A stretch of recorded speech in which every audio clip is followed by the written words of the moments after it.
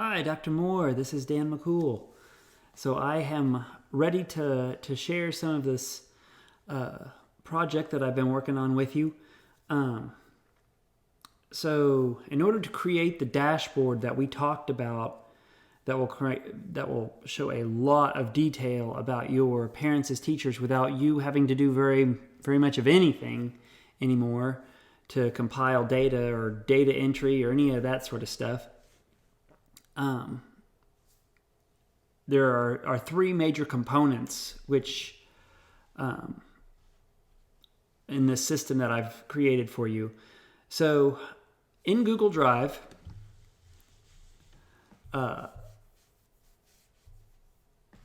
you'll open a folder they've created for you, and I've called it the Lebanon PAT folder. And it consists of timesheets for your educators, a compilation of all those timesheets for you, and that happens automatically. And finally, the dashboard, which will give you all this information. Now, in the past, you have been using this educator reimbursement sheet. You sent me a copy of that, and this is a spreadsheet which it looks like the educators are filling out as they go along. So saying the date, the family they served, what kind of a visit was it, high needs, non-high needs, that sort of thing. So I have created a similar version, but instead of it being in a word processing document, it's in a spreadsheet. Because these dashboards that I make they're really good at handling numbers. They're not very good at handling word processing text stuff. So you'll see them all listed here. I just called it Educator 1 reimbursement, but once I know the names of all your educators, we'll just call it Helton reimbursement. I saw her name was on the PAT Facebook page, so I've made some entries on a sample timesheet with some of your educators' names. So instead of opening this educator reimbursement sheet, which was created in Google Drive, they'll open this timesheet, which is also in Google Drive, but it's actually, I think it'll be more user-friendly for them. So first thing I want to show you is down here along the bottom are tabs: January, February, March, April. And I just did it through the end of the school year, but it's not a big deal to add more dates in there. And this is what it looks like when it's blank. What I did was, here is the sheet that they had been filling out. You also had a program events, some documentation. I included that down here so that they could say, well, on the 8th of the month, I did a play date and I was there for 2 hours. And that way, all of this information is captured in one spreadsheet. You don't have a lot of different papers floating around. So over here on this January tab, I went ahead and plugged in some sample data so you could see how this works. So the names I found on your website were Jordan, Helton, and Stokes. So Miss Jordan, Miss Helton, Miss Stokes. I just made up some entries, like they were going to come to see my family for a high needs visit. They traveled 11 miles and the visit was completed. And some of these things I just clicked at random. Obviously, if the visit was completed, you wouldn't also have canceled. But I put some of these dates in here, and these have been created so that if they double click on it, a calendar will pop up. They can just click on the calendar. They'll select their name, put in the family that they served, what sort of a visit it was. They'll also need to indicate whether they're seeking some sort of reimbursement for food, and if they had to go out and buy any sort of supplies for the program, they can put that here as well. Normally, on an individual's timesheet, you'd only see just Jordan here or just Helton. But just to show you how the system comes together, I put in a lot of different names. Down here at the bottom of the timesheet is a summary. So on this timesheet, there are 5 high-need visits, 4 non-high needs visits, 5 screenings, and a total of 6 hours was spent at these program events. It looks like these educators are asking for reimbursement for 130 miles, and they have $51 between food and miscellaneous over here to be reimbursed. This is all color-coded, so blue would be to capture visits and events. Yellow is to capture reimbursement. So that's down here. This is reimbursement. And green is all about money. So this earnings before taxes and benefits, this is going to be the number of visits times that rate, the number of screenings times, I think you told me it was $20, and 6 hours times 15. So when you add that all together, you get 725. They're seeking between mileage, paying them for their miles, and the reimbursement for food and their miscellaneous items, they're seeking $75.40 in reimbursement. When you add that all together, it's $800.40. So once that is all done, rather than having to email you their timesheet or share it with you in some way, you will have access to this spreadsheet. Now, right now, it doesn't look all that pretty. It's just a bunch of cells. But what it is this captures all of the data from all of your educators. The moment they put it in, it shows up on your screen. So I'm going to click back to this timesheet again. I'm going to add one more in here. So I'm going to add it on the 31st. And I know you're not one of the PAT educators, but I put your name in here anyways. More. And let's say you came to serve a family named Jones. You did one non-high needs visit, and the visit was completed. So now that is entered over here on this totally different, this is the timesheet.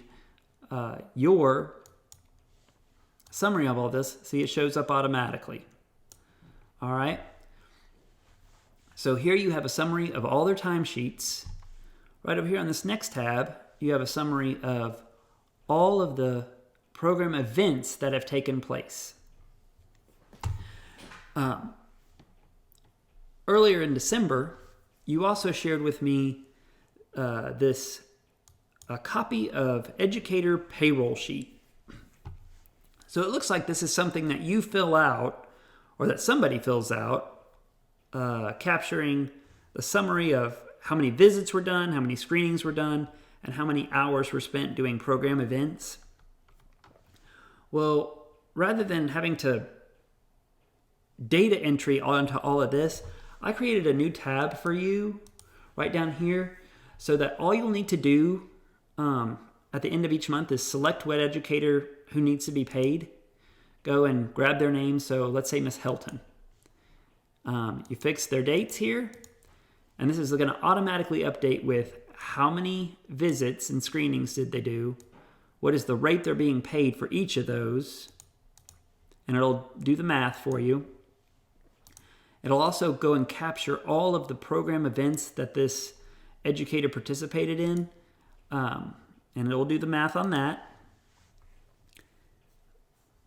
Right here, this is how many miles she traveled, the reimbursement rate for those miles, and any sort of reimbursement for food or miscellaneous things that she's seeking.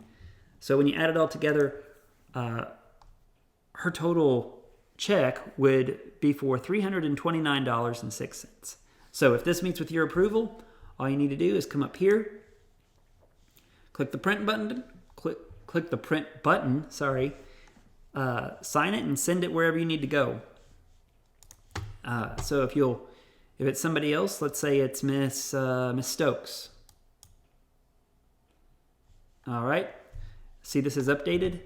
She didn't do any high needs visits, just one non-high need visit, one screening, a little bit of mileage here, 1 hour at a library trip, program event. I just made this up. I don't know if you guys would do something like that, but her pay would be for $88. Now, if you change the date, obviously if you go over here to February, we don't have anything entered for February, but if you were just going to pay her through let's say through the 10th, Miss Stokes, well, doesn't look like she did anything before the 10th, so her check is going to be 0. I'm not sure when exactly she did her stuff. Oh, it looks like somewhere between the 1st and the 17th, she did a high needs visit. And let's see here. And the 22nd, so I set this to the 24th, the end date. But on the 22nd, she did this program event. So after that, again, all you need to do is come up here and print it, sign it, and she's done. Now, I also factored in that sometimes things change with reimbursement rates or whatever. So when things change, you can come over here, click on the options, and let's say like your mileage changed. Well, you can come right over here, click on the mileage. Let's say next year it's 65 miles. So when you go back over here to the payroll sheet, this is going to change to 65 miles. That's going to change their pay rate and how much she takes home. So something else that you'll need to update is we need to plug in all of the educator names right here. So right here you see I've included your name, more. If somebody at some point decides to leave and take a different job, you can just take them off the list. And then when you come back over here, more is no longer in this drop-down list. And also back to the timesheets, more is not in this list. Now your name is still here because it was here before I deleted it, but now it's not. That's not going to be an option anymore. So the last component of all this is the dashboard, and this takes all this information and gives it to you in a very visually easy to digest fashion. So you've got these 3 educators, and it'll tell you right up here how many visits each one did, how many people canceled on them. I'll need to fix the spelling on that. How many no-shows each had, and how many reschedules they did.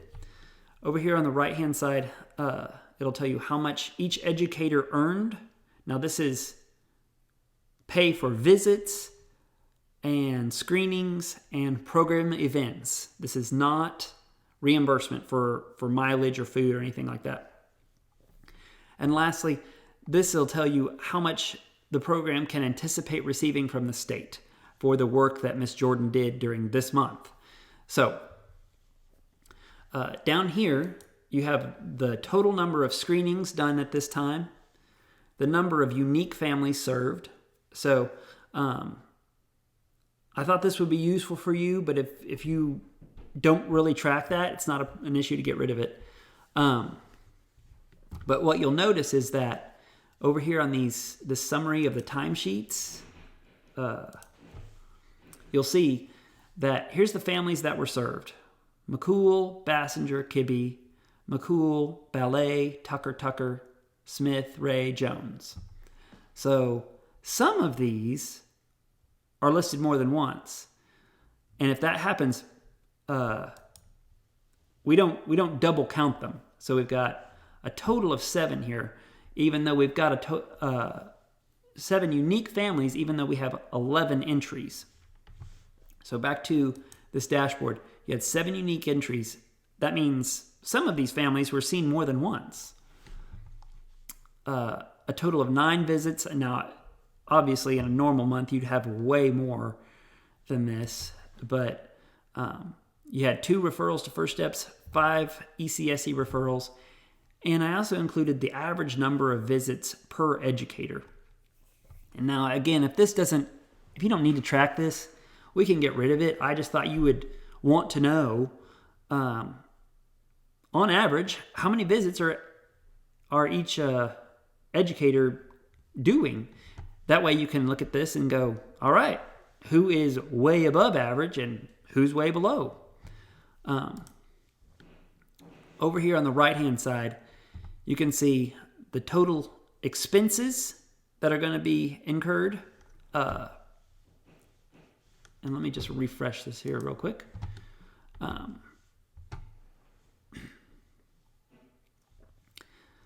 Here's the total expenses that are going to be incurred by paying these educators for their work, how much reimbursements they're seeking for either mileage, food, or the miscellaneous supplies that they may have to buy, and how much the program can anticipate receiving from the state. So when you take $1,050 minus the expenses for your educators and the reimbursements, you're left with a total of $298.20. So this could be used to pay for the educator that's actually on salary or buying materials for your program, however you choose to use that. Now, if you wanted more in-depth information on each educator, you can click on their name, and all of this is going to update for that person. So Miss Helton did 5 visits, 0 cancellations, and had 1 no-show and 2 reschedules. But she also did 2 screenings. She saw 4 unique families. Again, this is same information as up here. 5 visits completed. This also says 5 visits completed. She made 1 referral to First Steps, 3 ECSE referrals, and this actually doesn't apply right now because she did 5 visits, but it's dividing 5 by 7 because there are 7 educators. So you probably wouldn't need to pay too much attention to that number. Now, if you wanted to see what Miss Jordan did, you click on her name. It's going to update for her. Same with Miss Stokes. And it's going to give you, this is how much she's going to be paid for the visits that she did and the screenings, how much she's seeking in reimbursement, and how much you can anticipate from the state, and how much money the PAT program is going to get because of the work that she did. And if you ever want to go back to just seeing the whole program instead of just individual educators, just come back up here, refresh the page, and you should be good to go. So I hope this is helpful for you. The next steps are we need to get your educators' names. We need to plug them in.